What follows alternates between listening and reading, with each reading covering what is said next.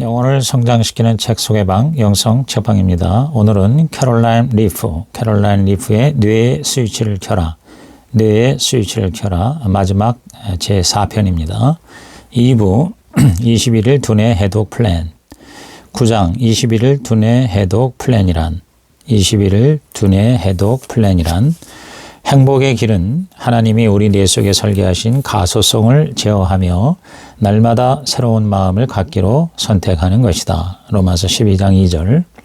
그리하여 하나님의 형상대로 완벽하게 지음받은 모습으로 더욱 가까이 나아가게 된다. 마태 5장 48절. 적극적인 태도와 긍정적인 생각으로 신경 네트워크를 채우는 것이다. 우리를 건져줄 수 있는 것은 마음의 생각 속에 심긴 하나님의 말씀뿐이다. 야고보서 1장 21절. 행복은 성경이 정의해주는 참된 정체성에 의해 좌우된다. 21일 두뇌 해독 플랜은 성경과 과학을 기반으로 행복과 건강과 평안을 극대화하는 데에 목적이 있다.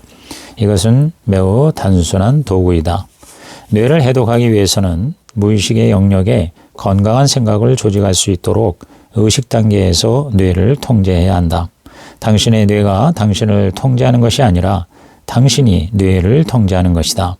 무의식에서 의식으로 효과적인 전환을 하려면 매일 뇌의 스위치를 켜는 5단계 과정, 뇌의 스위치를 켜는 5단계 과정을 수행해야 한다. 이것은 생각의 역동 구조를 다루는 것이다. 이 과정의 중심에는 질서정연하고 깊이 있는 지적 생각이 자리한다. 지적 생각은 유해한 생각을 몰아내고 건강한 생각을 쌓는 동력이다. 그 과정을 통해 당신의 뇌는 긍정적인 방향으로 변화된다. 매일매일 적절한 시간을 들여 이 과정을 시행하면 마음이 새로워지고 진정한 변화와 참 자유를 얻게 될 것이다. 마음을 새롭게 하는 것은 과학적으로 가능하다. 과학적으로 창조적 재개념화라고 부른다. 뇌 손상을 입은 사람도 최고 140%까지 학습 능력이 향상되었고 지능지수도 20점 이상 높아졌으며 기억력도 극적인 발전을 경험했다. 이러한 치료법은 전통적인 방법보다 3배 이상 효과가 있다. 이 5단계 학습 과정의 가장 큰 유익은 매일의 삶이 개선되는 것이다. 환자 스스로 발전을 유지할 수 있다는 것이다. 이 과정을 이수한 남아공의 빈민촌 소웨트 지역 어린이들의 95%는 공부가 즐겁고 유익하다고 했다. 반면에 미국의 하버드 대학생의 80%는 극심한 우울증으로 의욕이 없는 상태였다고 한다. 이런 결과는 가히 충격적이다.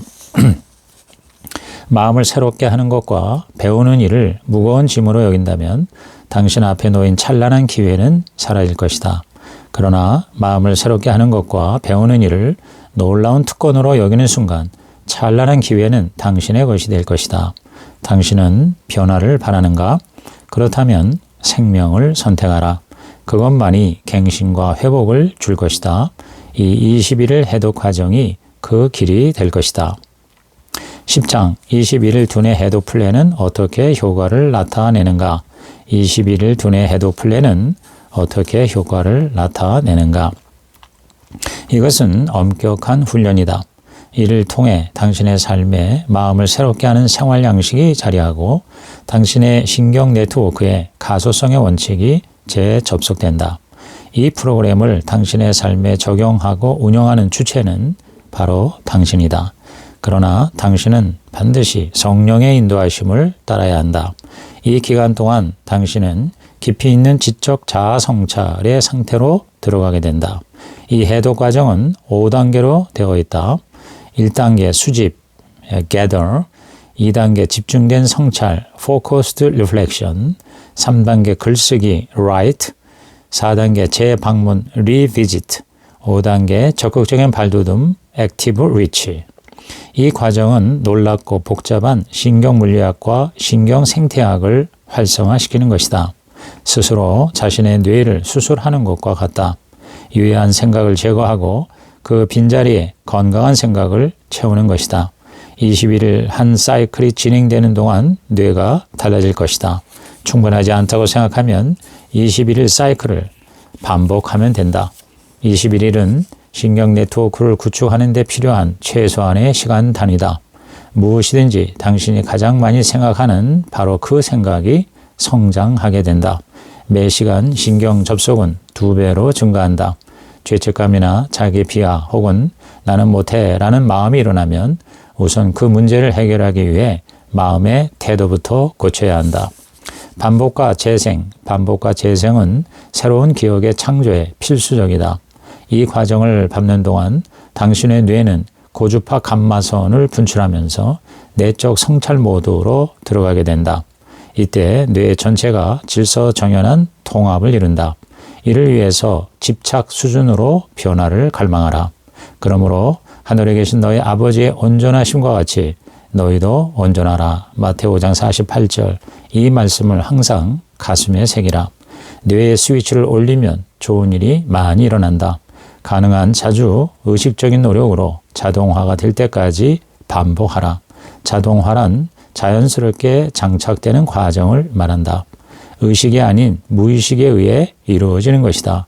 무의식의 안정감이 깃들 때까지 의식적으로 새로운 생각을 습관화시키라. 나는 이것을 가리켜 적극적인 발돋움이라고 부른다. 선택할 때 늘 옳은 것을 선택하라. 마음을 새롭게 하는 삶의 패턴을 구하라. 이것은 신중한 훈련이다. 하나님이 주신 청사진을 따르라. 빌립보서 3장 14절, 로마서 12장 2절, 그리고 마태복음 5장 48절을 항상 기억하라. 빌립보서 3장 14절, 표대를 향하여 그리스도 예수 안에서 하나님이 위에서 부르신 부름의 상을 위하여 달려가노라. 로마서 12장 2절, 너희는 이 세대를 본받지 말고 오직 마음을 새롭게 함으로 변화를 받아 하나님의 선하시고 기뻐하시고 온전하신 뜻이 무엇인지 분별하도록 하라. 마태 5장 48절, 그러므로 하늘에 계신 너희 아버지의 온전하심과 같이 너희도 온전하라. 11장 1단계 수집 단계에서는 경각심이 필요하다. 과연 어떤 생각들이 마음의 문을 두드리는가? 신호의 근원은 2가지다. 첫째는 외부 환경에서 오감을 통해 오는 전자기적 신호와 양자 신호다. 둘째는 마음이 기절을 이루는 무의식 속의 깊은 생각 혹은 당신의 기억이다. 오감을 통해 무엇을 경험하고 있는가? 최대한 자세하게 살피고 설명하라. 이외한 생각이 마음속에 들어가는 것을 차단하라. 하나님이 만드신 당신을 기뻐하라. 생각나무라 불리우는 기억을 활성화하라. 그것은 뇌를 자극하는 신호로서 나무를 흔드는 미풍이라고 부른다. 생각 속에는 감정이 들어있다. 감정을 느껴라. 긍정적 태도를 가지고 평안을 느끼라. 당신의 태도는 뇌와 몸에 엄청난 영향을 미친다. 이런 질문들을 해보라. 지금 당신의 의식에서 어떤 생각들이 떠오르는가? 그곳에 얼마나 많은 생각들이 있는가? 당신의 의식을 채운 태도는 무엇인가? 그 태도가 만들거나 당신이 느끼는 감정은 무엇인가? 당신의 몸은 무엇을 느끼는가? 지금 품은 생각이 당신에게 평안을 주는가? 평안이 아닌 근심을 느끼는가? 당신의 몸은 긴장하고 있는가? 지금 당신의 외부와 내면에서 발생한 신호들이 여러 가지 생각을 촉발하고 있다. 당신은 이런 생각들을 어쩔 수 없이 수용하는 피해자인가? 아니면 분별하여 선택하는 승리자인가? 당신은 마음에 흘러들어오는 생각을 받아들일 수도 거절할 수도 있다. 당신은 이 사실을 알고 있는가? 당신은 감정에 의해 통제당할 필요가 없다. 활발한 생각이 마음속에 감정을 불러일으킬 때 당신은 그 감정의 지배를 받고 있는가? 스스로에게 나는 이 정보가 나의 정체성의 일부분으로 자리하기를 원하는가? 라고 물어보라. 나쁜 선택의 결과 당신은 유해한 생각을 품게 된다. 유해한 생각에 대한 반응으로 당신의 몸은 스트레스 2단계, 3단계에 돌입한다. 스트레스를 받을 때 당신의 몸은 어떻게 반응하는가? 당신은 심장의 두근거림, 아드레날린의 과다 분비, 근육의 긴장 등과 같은 몸의 변화를 느끼는가? 12장 2단계 집중. 집중과 깊은 사색은 성경과 과학에서 모두 강조되는 훈련 방법이다. 묵상과 사색은 건강과 치유와 스트레스 완화에 큰 도움이 된다. 주의 집중 훈련, 신체 각성, 감정 조절, 자아의식 등의 지적인 생각은 우리의 뇌를 긍정적으로 변화시킨다. 뇌 훈련을 통해 사람들은 건강과 행복과 평안을 얻는다. 그것은 빌립보서 4장 8절의 가르침과 일치한다. 끝으로 형제들아 무엇이든지 참되며 무엇이든지 경건하며 무엇이든지 옳으며 무엇이든지 정결하며 무엇이든지 사랑받을 만하며 무엇이든지 칭찬받을 만하며 무슨 덕이 있든지 무슨 기림이 있든지 이것들을 생각하라. 유해한 생각에서 빠져나오려면 우선 지혜를 묵상하고 이해하고 삶에 적용해야 한다. 신경가소성과 양자물리학은 그것을 지지한다. 이제 당신은 1단계에서 수집, 자각 단계, 즉 뇌 속으로 들어가는 정보를 자세히 살피고 안에서 밖으로 표출되는 태도에 주의하는 훈련을 마쳤다. 이제 2단계는 자신의 생각 속으로 깊이 들어가 내면을 성찰하는 데에 집중하는 것이다. 이 과정에서 당신은 4장, 5장에서 설명한 요소인 생각을 사로잡아 그리스도께 복종시키고 훈련된 안식 상태로 들어가는 것을 적용해야 한다. 이때 당신의 뇌 안에 놀라운 변화가 일어난다. 생각할 때마다 우리의 뇌는 변화한다. 깊이 생각하면 할수록 더 많이 변화한다. 변화는 물리적이고 실제적이다. 2장, 3장에서 말한 대로 변화는 전자기적, 양자물리학적 힘을 통해 일어나며 신경 전달 물질에 의해 유전자 발현과 단백질 합성이 활성화된다. 과학은 인간의 자유의지를 활용하여 단백질 합성이 가능하다는 것을 입증했다. 당신이 나는 못해 안 할 거야 라는 말을 내뱉을 경우 이러한 선택이 단백질 합성에 영향을 미쳐 당신의 뇌를 부정적인 방향으로 변화시킬 것이다. 우리의 뇌는 마음을 새롭게 함으로 끊임없이 리모델링 된다. 생각으로 리허설, 즉 이미지 트레이닝 하는 것이 현실이 되는 것이다. 2단계를 학습하면서 다음과 같은 질문을 하라. 새로운 생각으로 과거의 기억을 변화시킬 수 있다는 것을 믿는가? 그렇다면 한 가지 생각을 떠올려 시험 삼아 그 기억을 변화시켜 볼 수 있겠는가? 어떤 생각으로 마음과 뇌를 채우고 싶은가? 외부의 어떤 정보에 집중하여 기억을 구축하고 싶은가? 여러 날 동안 무엇인가 생각으로 상상하며 리허설한 적이 있는가? 그 생각을 떨쳐낼 수 없을 정도로 반복해 본 경험이 있는가? 그때 어떠한 느낌이었는가? 당신의 유해한 생각의 견고한 진을 어떻게 무너뜨릴 것인가? 당신이 집중하여 사색하는 동안 심장은 어떠한 역할을 하는가? 13장 3단계 글쓰기. 3단계 글쓰기. 종이에 글을 쓰는 것은 뇌의 유전자 발현에 결정적이다. 뇌의 스위치를 켜는 가장 좋은 방법 중에 하나는 생각을 글로 옮겨 적는 것이다. 글쓰기를 통해 기억이 견고해지고 생각이 명쾌해진다. 내가 무슨 생각을 하는지 확실해지고 무의식과 의식 속의 생각이 눈에 보여지는 것이다. 글쓰기는 뇌의 해독에 큰 도움이 된다. 뇌를 종이에 옮기는 행위가 되는 것이다. 뇌의 바깥쪽인 대뇌피질과 중뇌 사이에 있는 대뇌기저핵, 대뇌기저핵은 생각과 배움을 담당하는 곳인데 기억이 생각의 나무로 자라도록 돕는다. 대뇌기저핵과 연결된 소뇌, 소뇌는 정보를 글로 쓰는 행위를 도와준다. 뇌수술을 성공적으로 하려면 생각 일지를 창조적으로 즐겁게 쓰는 것을 좋아하면 된다. 한 가지 생각을 가지치기 해서 사방으로 뻗어나가는 글을 쓰거나 혹은 그림을 그려보라. 글쓰기를 통해서 유해한 생각을 분별하고 이로운 생각을 채워놓을 수 있다. 글쓰기야말로 생각을 해독하는 가장 효과적인 방법이다. 글쓰기를 통해 생각이 명료해지고 구체화되며 현실이 된다. 글을 써보면 자신의 사고방식이 무엇인가 확실해지고 주 관심사가 무엇인지 드러난다.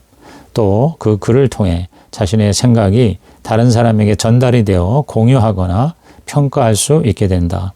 글쓰기가 일상이 되는 사람은 좀처럼 치매에 걸리지 않는다. 글쓰기가 내 생각과 뇌를 해독하는데 어떤 도움이 되는지 질문해보라. 14장 4단계 재방문, 4단계 재방문. 재방문이란 써놓은 글을 다시 읽어보는 것이다. 그렇게 함으로 무엇인가를 드러내는 단계다. 재방문은 앞으로 전진하는 과정이다. 현재의 위치를 다시 한번 점검하고 앞으로 어떤 변화를 일으킬지 계획하는 것이다. 글쓰기를 통해 신경 가소성을 본격적으로 활용하고 뇌를 고도의 활성화 상태로 전환하는 것이다. 먼저 쓴 글을 읽어본 후에는 다시 글쓰기를 하는 것이다. 이 단계의 핵심은 변화의 소망을 가지는 것이다. 당신이 원하는 건강한 생각이 유해한 나쁜 생각을 대신하도록 만들어야 한다. 재방문은 변화시키고자 하는 생각을 재디자인하고 재조직하고 재창조하는 것이다. 생각이 무의식에서 의식의 세계로 이동할 때에 불안정해질 수 있다. 그것은 변화의 가능성을 의미한다. 의식 상태에 있는 생각은 수집과 집중과 글쓰기 과정을 거치면서 새롭게 변화되고 더욱 견고해지는데 그 생각을 재조정할 수 있다는 것이다. 어떤 선택을 하든지 단백질은 합성될 것이다. 과거의 생각을 그대로 유지할 수도 아니면 변화시킬 수도 있다. 모든 것이 당신의 선택에 달렸다. 그것이 재방문의 단계에서 가장 중요한 것이다. 이미 전 단계에서 쓴 글을 읽어보고 그 생각에 대해 자신이 어떻게 반응하는지 살펴보므로 생각의 유독성을 제거하라. 다시 고쳐 쓰고 싶은 생각을 의식하고 어떤 변화를 원하는지 반복해서 생각하라. 재방문은 그 자체가 하나의 완벽한 자아 성찰 과정이다. 이 단계에서 당신은 긍정적인 계획을 수립하여 내면의 갈등을 처리할 수 있다. 문제 해결의 방법을 찾아내는 것이다. 재방문의 시간이 길어질수록 효과는 커진다. 재방문을 통해 부정적인 기억 위에 긍정적인 생각을 덮을 수 있다. 이 부분에서 성경의 가르침이 접목될 수 있다. 예를 들어 전 단계에 그래서 내가 근심하는 사람임을 깨달았다면 성경은 마태복음 6장 25절에서 내일 일을 염려하지 말라라고 명령한다. 근심하는 당신에게 적용해야 할 좋은 지침이 되는 것이다. 이렇게 하나님의 말씀에 기반한 원칙을 가지고 재방문 계획을 세우라. 15장 5단계 적극적인 발돋움. 5단계 적극적인 발돋움. 이 단계는 가장 재미있는 부분이다. 21일 학습 과정 중 실제로 당신이 말하고 행동하는 것이다.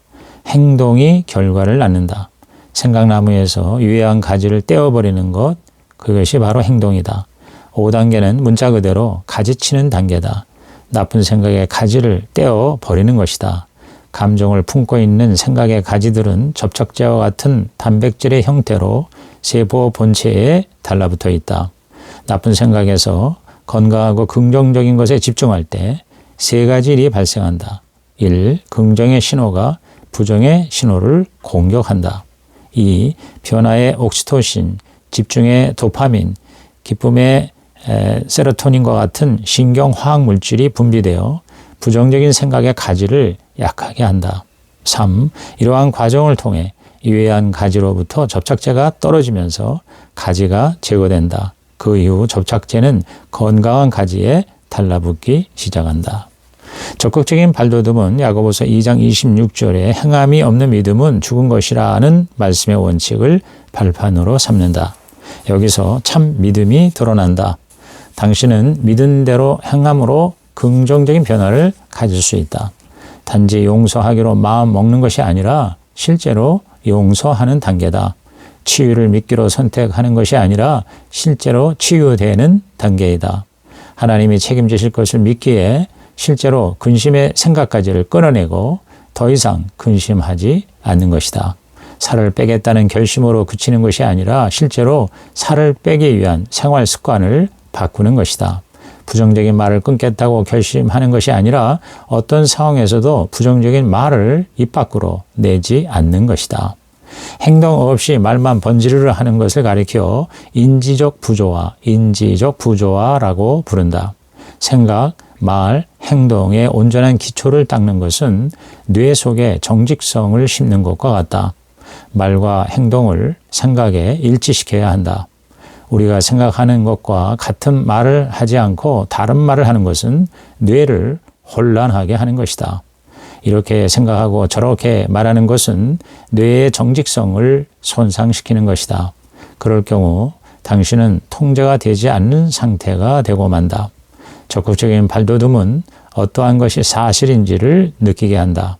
생각과 언어와 행동이 일치하도록 돕는 것이다. 로마서 10장 9절에 내가 만일 내 입으로 예수를 주로 시인하며 또 하나님께서 그를 죽은 자 가운데서 살리신 것을 내가 믿으면 구원을 받으리라 하는 말씀은 적극적인 발돋움의 작동 원리라고 할 수 있다. 다짐하고 상상하고 말하고 행동할 때 우리의 뇌가 변할 수 있다. 다짐하고 상상하고 말하고 행동할 때 우리의 뇌는 변화된다. 당신은 자신을 속일 수 없다. 하나님을 속이는 것은 더더욱 불가능하다. 생각하고 말하는 것을 행동으로 옮기지 않는 것은 자신과 하나님을 속이는 것이다. 이제 21일 해독 작전을 요약해보자. 1. 한 가지 유해한 생각을 바꾸기 위해 21일 동안 뇌의 스위치를 켜라. 2. 5단계를 매일 실행하는데 10분 정도 투자하라. 3. 어떤 경우에는 21일 사이클을 반복할 수 있다. 4. 부정적인 생각을 없애고 동시에 건강한 생각을 쌓아 올리라. 먼저 유해한 부정적 생각을 무너뜨리기 위해서 5단계를 실행해보자. 1단계 수집에 1, 2분이 소요된다. 예를 들어 돈에 대한 걱정을 없애려면 모든 진리로 이끄시는 성령님을 기억하고 그분이 이끄시도록 허락하는 기도를 드린다. 이때 11장에서 제시한 1단계 질문들을 점검해 본다. 2단계 집중도 1, 2분 정도 걸린다. 유해한 생각의 가지를 느슨하게 하는 것으로 12과를 복습해 보라. 3단계 글쓰기도 1, 2분에 마치라. 접착제의 힘을 약하게 하기 위해 생각의 가지를 흔드는 것이 목적이다. 4단계 재방문도 1, 2분이 소요되며 목적은 새롭게 형성된 건강한 생각에 접착제를 바르는 것이다. 14과를 복습하라. 5단계 적극적인 발돋움도 1, 2분에 마친다. 목적은 유해한 부정적 가지를 완전히 떼내는 것이다. 이상의 5단계는 7분에서 10분이면 족하다. 이렇게 유해한 생각을 없앤 후에는 건강한 생각을 구축하는 것을 동시에 실행한다. 수집의 단계에서 돈에 대한 건강한 생각을 의식적으로 하는 것이다. 돈에 대한 걱정을 빌립보서 4장 19절에 나의 하나님이 그리스도 예수 안에서 영광 가운데 그 풍성한 대로 너희 모든 쓸 것을 채우시리라 하는 말씀으로 대체할 수 있다. 집중해서 부정적인 생각 대신 긍정적인 생각으로 초점을 맞춘다. 글쓰기에서 부정적 생각 항목 옆에 긍정적 생각들을 기입해 넣는다. 재방문에서 부정적 생각을 없애는 과정과 긍정적 생각을 구축하는 과정을 동시에 진행한다. 적극적인 발돋움에서 말 그대로 적극적으로 새로운 생각의 가지에 힘을 실어주는 것이다. 이렇게 매일 10분 정도 반복하면 부정적인 생각의 나무가 제거되고 건강한 나무의 뿌리가 자라게 될 것이다. 이 모든 것은 마가복음 11장 22절에서 23절의 말씀대로 되는 것이다. 예수께서 그들에게 대답하여 이르시되 하나님을 믿어라. 내가 진실로 너희에게 이르노니 누구든지 이 산도로 들려 바다에 던져지라 하며 그 말하는 것이 이루어질 줄 믿고 마음에 의심하지 아니하면 그대로 되리라. 아멘. 다음은 이 책을 읽은 영성 책방의 나눔입니다. 이 뇌의 스위치를 켜라는 책을 읽으면서 저는 세 가지 관계성을 생각해 봅니다. 첫째가 성경과 과학의 관계성, 성경과 과학의 관계성입니다. 세상의 일반적인 관점은 성경은 비과학적이라는 것입니다. 성경의 많은 내용이 과학적이지 않기에 성경을 거부하거나 아니면 과학은 과학이고 종교는 종교라는 독자적 영역의 선에서만 성경을 마지못해 인정하는 생각이 지배적이죠. 그러나 이 책의 저자는 성경이 얼마나 과학적인지를 뇌과학자로서 증명하고 있습니다. 성경 말씀이 생각이라는 필터를 통해 뇌에 입력되면 그 말씀으로 변화된 생각이 뇌를 변화시키고 또 변화되어 좋은 세포가 많아진 뇌가 몸의 모든 세포에 좋은 영향을 끼치고 그 결과 병든 몸도 치유된다는 과학적 연구와 실제 임상을 증거하고 있습니다. 그런 주장과 결과를 최근 과학계에서 상식이 되고 있는 후성유전학, 그리고 양자물리학 등으로 설명함으로써 성경 말씀이 얼마나 확실한 진리인지를 보여주고 있습니다. 과학은 사실, 즉 팩트에 근거하고 있지만 성경은 사실을 넘어 진리, 트루스를 증언합니다. 우리를 살리는 길은 사실 이상의 진리입니다. 이 책을 통해서 우리 그리스도인은 성경이 과학을 품는 진리이며 과학은 성경에 대적하는 것이 아니라 성경을 더욱 확증하고 높여주는 전도의 수단이 될 수 있다는 확신을 가지게 됩니다. 둘째, 정신과 물질의 관계성입니다. 모든 존재는 물질이 먼저가 아니고 정신, 즉 생각이 먼저입니다. 정신이 물질을 창조합니다. 이 세상 모든 만물은 하나님의 생각, 하나님의 정신, 즉 하나님의 말씀이 만들었습니다. 태초에 하나님이 가라사대, 즉 말씀하시자 모든 것이 존재하게 되었습니다. 하나님은 생각하시는 하나님이십니다. 하나님의 정신, 그것이 바로 성령이요 말씀입니다. 그냥 만드신 것이 아니라 생각하시고 만드셨습니다. 그 생각하는 정신의 힘을 우리 인간에게도 나누어 주셨죠. 그래서 우리 인간은 하나님의 형상과 모양이 된 것입니다. 그러므로 우리도 하나님을 따라 생각과 정신 혹은 마음으로 새로운 창조를 할 수 있습니다. 이 책의 저자는 생각이 단순한 허상, 이미지가 아니라 실체, 리얼리티라고 주장합니다. 생각은 에너지고 더 나아가 물질이라고 할 수가 있습니다. 왜냐하면 그 생각이 현실이 되고 생각의 변화와 창조를 가능하게 하는 힘 자체이기 때문입니다. 그래서 성경이 말하는 믿음, 즉 생각은 바라는 것의 실상이라고 한 것이죠. 생각이 에너지이고 물질이라는 양자 물리학의 주장은 앞으로 더욱더 성경 말씀이 하나도 틀리지 않은 진리임을 증거하게 될 것입니다. 셋째, 태도와 사실과의 관계성입니다. 성경이 과학적이고 생각과 정신이 육체와 물질을 지배한다면 우리의 생각하는 행위, 즉 마음가짐과 태도가 정말 중요하다는 것을 깨닫습니다. 저자의 주장대로 하나님은 인간에게 생각하고 선택하는 자유의지를 주셨습니다. 그 자유의지는 하나님 다음으로 강력한 힘이라고 했습니다. 우리의 마음의 선택, 즉 태도는 우리의 운명까지도 바꿀 수 있습니다. 그런 점에서 태도는 사실보다 중요합니다. 환경과 사건이라는 사실에 대해 우리가 어떤 태도로 반응하느냐에 따라 결과가 달라지는 것, 이제는 상식 중에 상식이 되고 있죠. 문제가 있고 가난하고 병에 걸려도 잘 살 수 있다는 생각과 태도를 가지면 돈 많고 문제 없고 건강한 사람보다도 더 행복하게 잘 살 수가 있는 것이죠. 이 책에서 소개하는 생각과 관련된 단어들, 예를 들어서 생각나무, 생각행위, 생각과학, 생각네트워크, 생각의 안식, 생각속도, 생각훈련, 두뇌 해독 등을 더 집중적으로 깊이 있게 적용하면 우리의 세포 형성의 단백질이 변화해서 하나님의 생각으로 새로워지는 최고의 행복 인생이 될 것 같습니다. 이 책을 통해 다시 한번 잠언서 23장 7절의 말씀, 즉 마음의 생각이 어떠하면 그 사람됨도 그러하다. 즉 마음의 생각이 어떠한 것이 바로 그 위인이다라는 말씀이 정말 진리임을 깨닫게 됩니다. 이 책을 읽는 모든 사람이 마음을 새롭게 함으로 변화를 받아서 하나님의 최선의 뜻대로 사는 진정한 성공자가 되었으면 좋겠습니다. 자, 이상으로 캐롤라인 리프의 뇌의 스위치를 켜라 리뷰를 마칩니다.